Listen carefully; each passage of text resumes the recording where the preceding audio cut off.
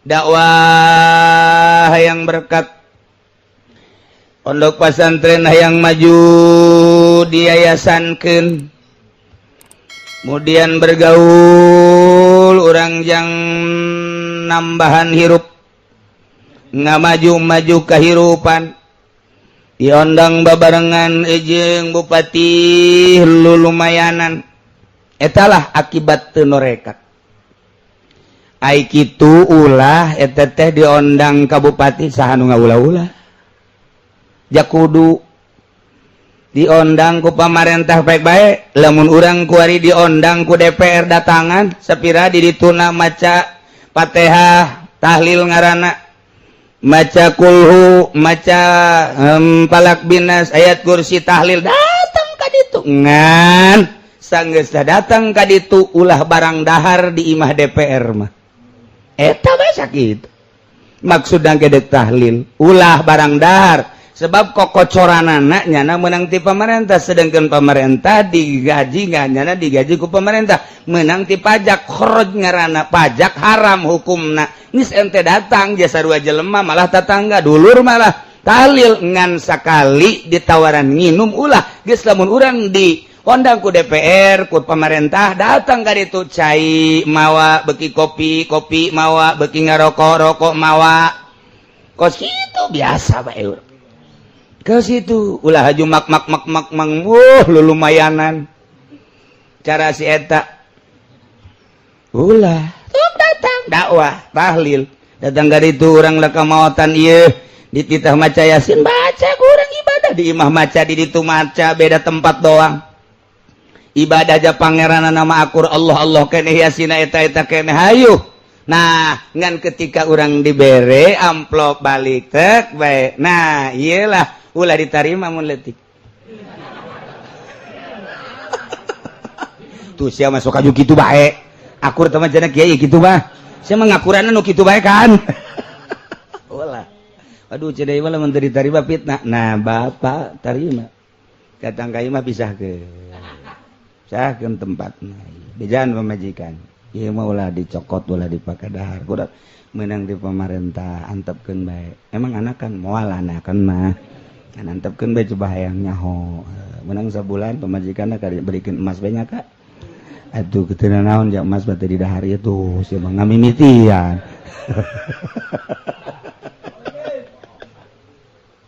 hese bae hirup teh di dieu.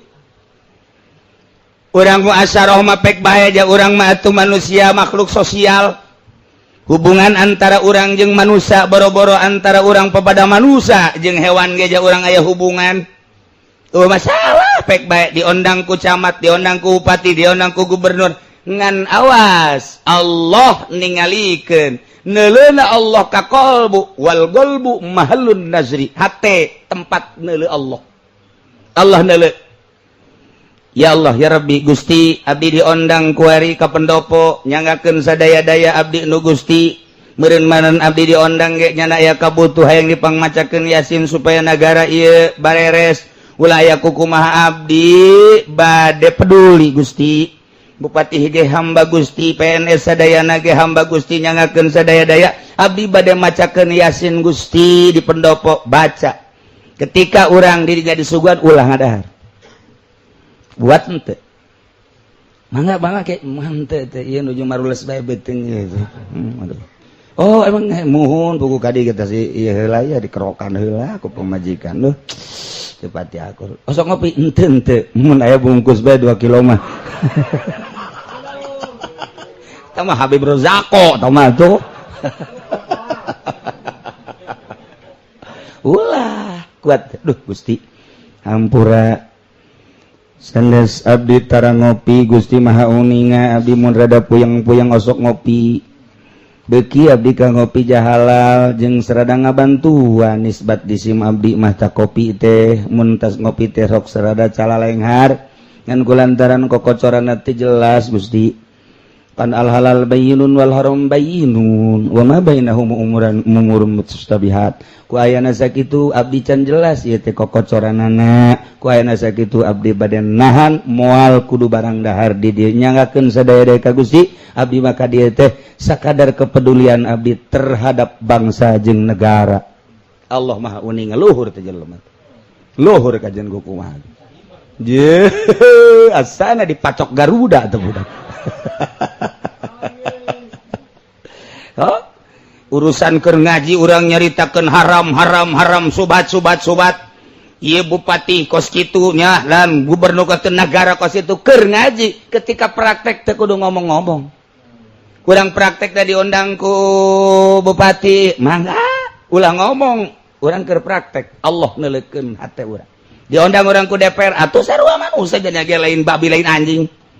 datang atuh ka tetangga urang eueuh masalah praktekkeun ulah ngomong sia mah loba haramna ulah ngomong eta mah waktu praktek abdi datang rek tahlil kepedulian abdi sebagai tetangga sebagai pekawau abdi sebagai sahibul wilayah tapi abdi ngajaga soal paharaman Allah maha uninga urusan muamalahna urang jeung Allah nu maha uninga kitu praktek tasawuf mah lain haju haram sapeker praktek ieu mah sapeker haram ai duit pemerintah dilebok sapeker haram ai HP boga 5 malah boga showroom segala lain tasawuf mah ka Allah bagian batin tasawuf toriko karan ye atuh mantak sakikituna bae teu ngopenan batin urang diondang ayeuna ku hiji jelema renungkeun ku urang naon ieu usahana oh ternyata nyana usahana ieu di bank ai bank teh tempat riba datang urang jan udik dibacana Yasin datang je dek zikir komo ka tetanggaan jeung kaduluran eueuh masalah ketika urang ditawaran dahar jeung nginum ulah rada keur megah ye hampura bae sok Haji Pendi terus udah ngada teh lah kula malwa kaya emang kunaon ge henteu ieu rada ieu wah duh Haji Pendi mah teu boga hitungan naon blak-blak aduh nya mah teu boga perhitungan naon biasa bae malah ngaberkat di urang mah nyaritakeun beusi henteu khusyuk salat tuh ya tuh aing geus biasa ieu teh khusyuk macannya teh eueuh nya utang hitung geus kitu cenah mah ya teu biasa bae atuh emang setengah jelema ieu nya mah tuh tuh teu kahartieun ku cenah mah. Nah, eta lah. Oh, paling ge kiai mah geus dahar tadi emang ceureuh geus nyana batung tu rumah. Kurang kita dua kali nu haji bagian kula dahar kula. Wah, tuh 2 kali. Asa ngeunahun pan nyana ditu. Buh, pohara jasa. Tuh, eta kikituanana nu hese ge. Urusan urang jeung Allah ulah loba mun keur ngaji meta. Waktu praktek teh ulah tah praktek. Ketersinggungan ke praktek cilaka ya itu biasa baik ngobrol itu biasa baik ngerokok orang mawa orang iya aya rokok dibere ente ieu tama jangan Haji Pendi bae tuh dibawa ku nya atuh jana bae nu gemuh mah tuh parah urang nah eta muamalah urang datang ka mana kan keur ditingalikeun ku Allah begitu datang ka imah bener sia horengan dendek bacakeun ayat-ayat aing bener haju sia ngajaga lantaran can jelas Allah naikeun derajat ronjat datang ka puncak diragakeun kalau borosot hese ulah fanatik biasa siga nu nya bari henteu tasawuf mah lain kitu satungtung urang muasyarah bongan urang muasyarah ketika henteu cara abuya cidahu henteu beneran henteu bae cara aang nu henteu bae aang bade henteu bae lamun kuat kos kitu atuh kuatkeun henteu bae tatangga maot naon henteu pan abuya kula datang ka dinya harita asar jeung putrana Haji Aceng anu kuari di Kadulawang orang datang kadinya aya nu maot hayang jasa tatangga diri nyolateun tanu pertama nu kadua mah rantere kaduluran baru nyolateun nu pertama henteu aya di ditu bae terus bae di nungguan di dinya tah tatangga henteu bae endahan aju kula dipanggil duk di tukang teh dia nanya endahan kos kitu henteu bae geus deuk tatangga deuk saha keur ka Allah ieu mah salah sabodo dek nyalahkeun teh naon sebab aing mah keur ka Allah tuh ang badan teu bae geus henteu ang nu henteu bae ai urang mah lamun henteu lantaran muasyarah ai daek sing bisa hate sing hade jaga oh tinggal sarua bae anda adapun nu muasyarah bisa sarua nu henteu bisa sarua ieu mah ongkoh henteu tapi cegekan ulah teu loba omong buya sugan ngomong naon henteu ang badan sugan loba omong loba henteu biasa bae sebab tamu urusan pribadi hubungan jeung Allah ke besi timbul ujub besi timbul takabur hanas ku hanas siga nu heueuh horeng aya ujuban jang naon hartina ieu mah sorangan deuk ka Allah ku cara cicing geus biasa kitu lamun teu bisa lamun urang bisa muasyarah jaga hate ayo bae waktu bareng-bareng ngobrol jeung lurah-lurah ngobrol biasa aja jeung caw janyana ge jelema sarua ngan aya calingan doang seutik caling batin maksudna atuh biasa bae sing ada urang kagorowol tinggal kitu bae dijaga sok bae ta eta ngaranna deuk ka Allah ialah thariqah bajuna ngaranna tasawuf berangkat beat heula urang mah kulantaran encan beat atuh teu aya maksud jeung tujuan kan urang mah maksud jeung tujuan urang deuk ka Allah sarua ngan bersyariat eueuh anu ngabeat ketika urang beat sasalaman deuk ka mana sia deuk ka Allah catet asupkeun pelakeun di jero hate bahwa sia deuk ka Allah ti Allah ku Allah ka Allah pelakeun di jero hate ketika deuk kalengkah deuk ka Allah deuk silaturahmi deuk ka Allah deuk salat deuk ka Allah deuk dagang deuk ka Allah deuk haji deuk ka Allah lamun deuk ka Allah urusan ruhanina sebab ruhani mah teu perlu dahar teu perlu nginum nu perlu dahar mah awak ruhani mah teu perlu jima ruhani mah teu pernah hees nu hees mah mata ieu ruhani teu pernah hees nu mantap ketika urang hees ruhani teu betaheun ngalayang keluar ngimpilah urang mun kapanggih jeung naon-naon ketika datang ka waktuna asup deui teu hees ruhani mah ti mimiti diciptakeun ku Gusti Allah ruh diasupkeun ka awak urang teu hees nu mantap aya impian awak urang anu hees mata zahir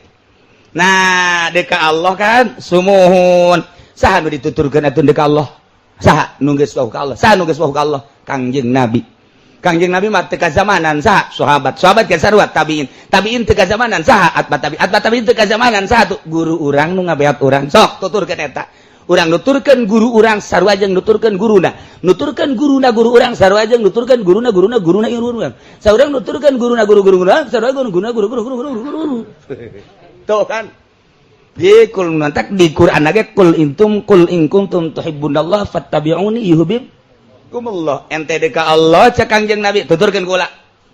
atuh Kangjeng Nabi nang geus eueuh sarua bae ente deuk ka Allah cak guru tuturkeun Kangjeng Nabi guruna geus eueuh deui ente deuk ka Allah tuturkeun guruna anu ngaguru ka Kangjeng Nabi atuh terus bae pa guru nah nu matak dibombardir ku Wahabi tidak ada silsilah-silsilahan dibombardir ku Muhammadiyah tidak ada silsilah-silsilahan deuk ka Allah mah cukup baca Quran atuh pek-pek teh ngan datang ka mana coba nyana kekuatan beatna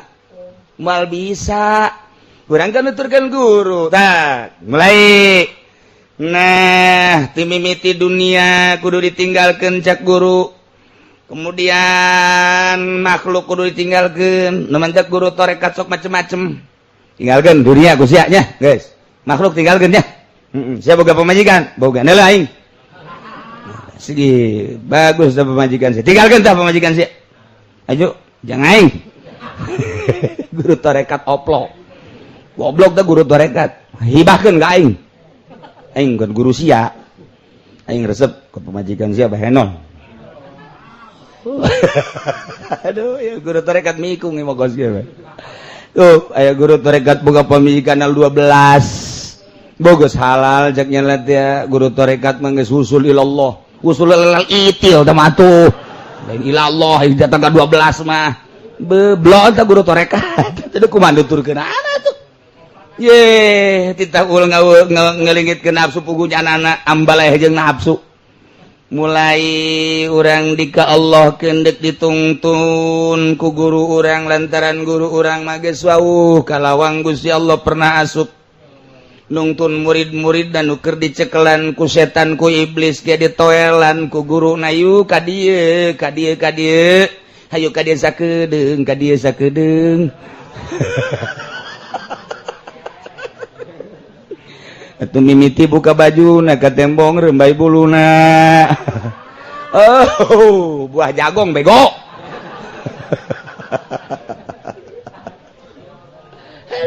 Gusti Allah lu agung siapa kadinya bae sih pikiranna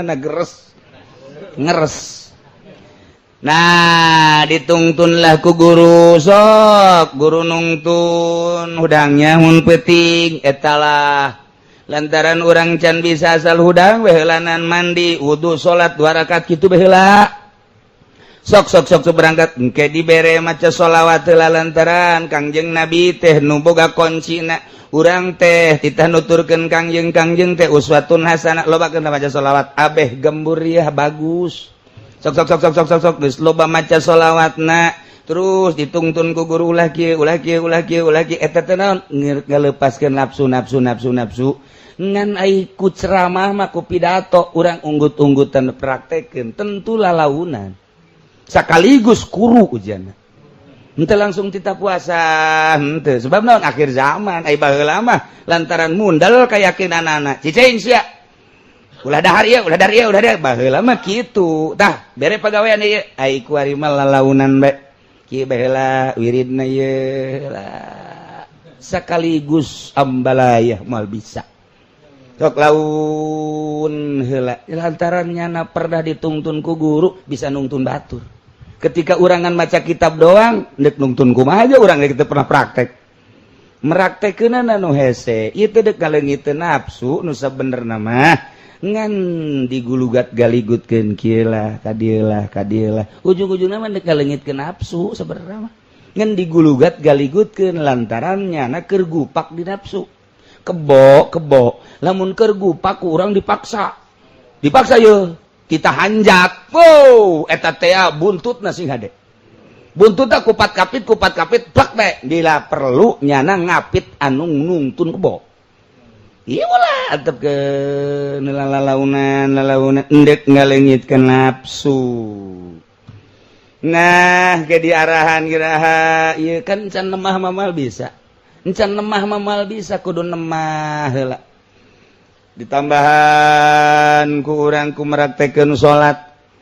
ujung-ujung namakan ieu teh dek ngaleungitkeun nafsu supaya salat ngeunaheun urang datang ka jam ieu detik ieu menit ieu can bisa salat ngeunaheun kulantaran naon encan sadarna bahwa urang keur salat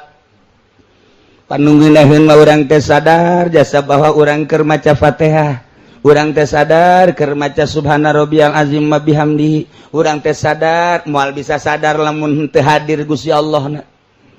jaka sadaran eta teh urang teh dibarengan ku rasa hadir ka Gusti Allah kamari mah kapan asa dideuleukeun doang ku ari mah asa hadir Gusti Allah ai neuleukeun mah kapan ai Allah mah di mana bae ge bisa neuleu tanpa make empanon Gusti Allah ku ari mah asa hadir Gusti Allah teh deuk hadirkeun Gusti Allah di diri urang kamana tuh Gusti Allah dihadirkeun kapan Allah teh al huwal awwal wal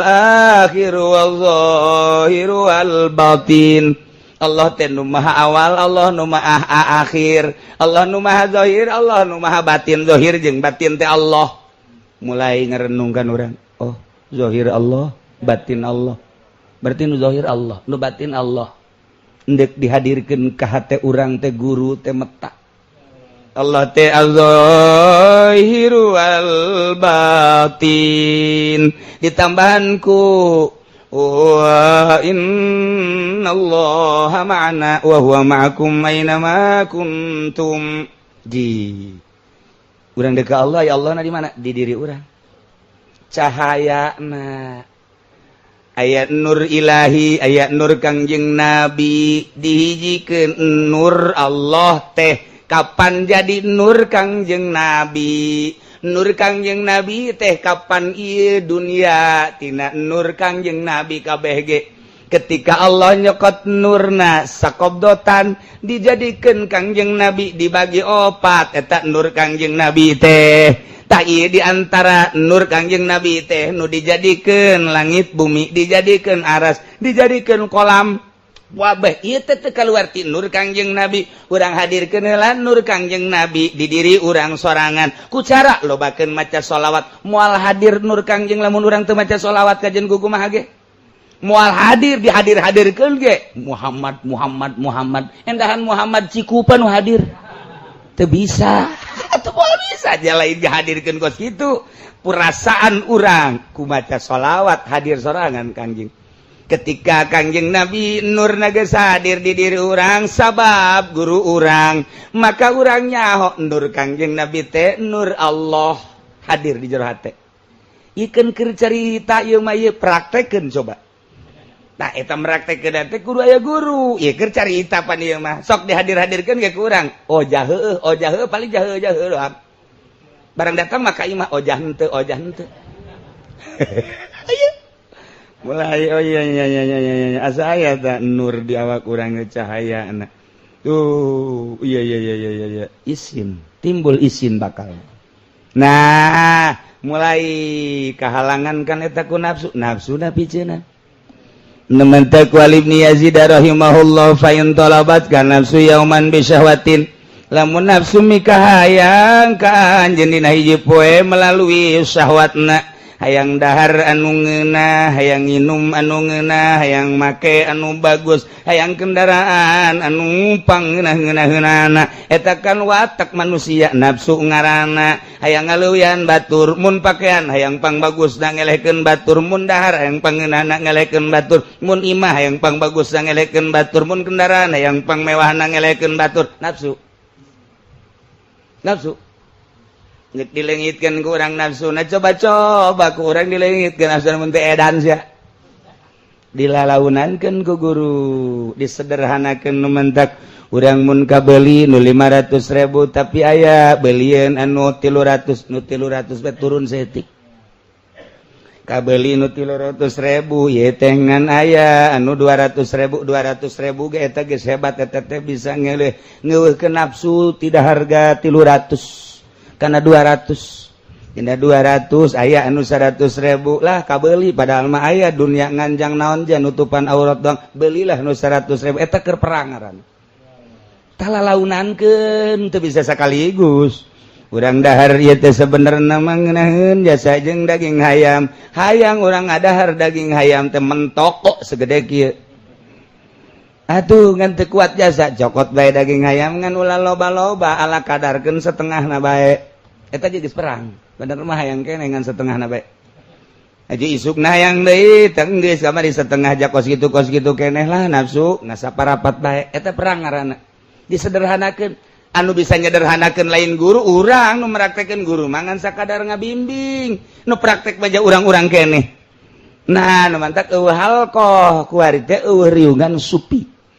riungan supi lantaran teu kararuateun kuduna mah saminggu sakali abeh kajahoan perkembangan murid dina pake dina dahar dina nginum dina sare dina wirid kaya kadeuleuan lantaran mun geus jadi nomor kahiji bakal kitu nu kadua mun geus jadi bakal kitu aya cirina dina rakaat okos urang pepelakan melak ge sirungan melak deui ngombrang melak buah kembangan buahan kajahoan norekat sarua deka Allah datang ka mana na dibimbing ku guru bakal kanyaho mentek teu kudu nanya ka guru mah geus bae hayu bae laksanakeun nanya deui ira naik dibebeseun sa ku guru naik sia pugu tilok ngawirid sia teu geus ngawirid teh kamari bae ngawirid pelet sia mah tuh le deka Allah taman deka si eta deka mana mesem teh anu sungutna kos jin teh beulah ka handap talabat kana siyauman misyawatin wa kana ilayya lil khilafi tariqun ayalah jalan untuk nyulayaan kana nafsu hayangna ka kaler nafsu sulayaan urang ka kidul nafsu hayang ka kulon sulayaan urang ka wetan nafsu hayang baju nu eta nu beureum urang beulikeun nu hideung nafsu urang hayang lepis coba urang potong kuari meuli samping bae nafsu sulayaan ku urang selalu sulayan urang indah jasa lamun ka kota kuari make calana necis jasa dipapantes ku urang make calana nu rapih menang istri ka uol teh aju urang make batik pantes jasa make kopea nu hideung ngajeripit okos depag jadi urang tuh eta kan nafsu urang teh okos kitu teh sulayaan ku urang awak coba pakai samping sia kabeh kalau pakai calana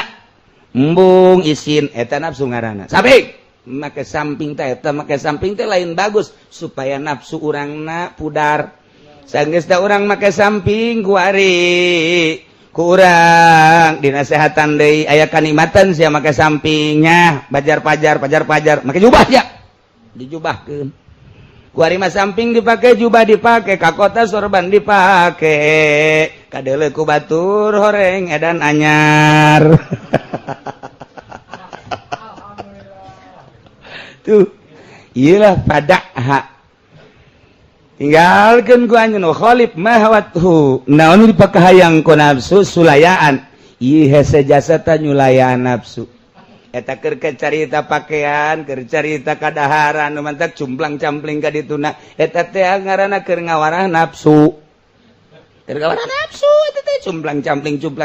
kumaha kahayangna ulah dituturkeun kahayang nafsu eta keur carita kitu kuari keur carita hudang ti peuting urang rep sare jam 10 hudang jam 1 atau jam 2 cek nafsu urang teh cek nafsu bo atuh ieu lamun urang hudang mah isukna bakal tunduh engke jadi penyakit nafsu ngaranna urang dinasehatan ku watek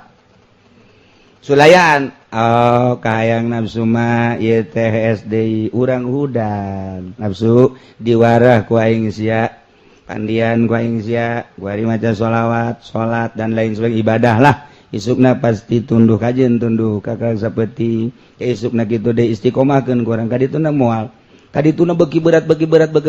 bebejakan ka guru jageuninganan dipaksakeun hudang peuting teh capek jageuninganan jadi penyakit oh atuh sia mah ngerasa sia kan bejakeun ka diri sia aing teh ka Allah gitu sedengkeun awak urang teh dadamelan Allah jaloba wali Allah nu geus dibere kuat mah jameunang nyieun Allah tunduh nang nyieun Allah tina nafsu teh balikeun ka nu bogana Gusti abdi teh kitu hayang ka Gusti jaloba geuninganan hamba Gusti nu geus usul ka Gusti teh geuninganan teu kudu sararegeh geuning kuat atuh bere abdi sacaksla kekuatan Gusti ja abdi ge sami-sami bade ka Allah ieu lain nu abdi awak teh mata nu Gusti ceuli nu Gusti awak anu Gusti nyanggakeun sadaya-daya bejana wa unu geus usul ka Allah mah cukup ku subhanallah ge kuat bae abdi mah kadanan ku kitu ulah dibere tunduh be pasrahkeun diri urang janu Allah isukna bakalna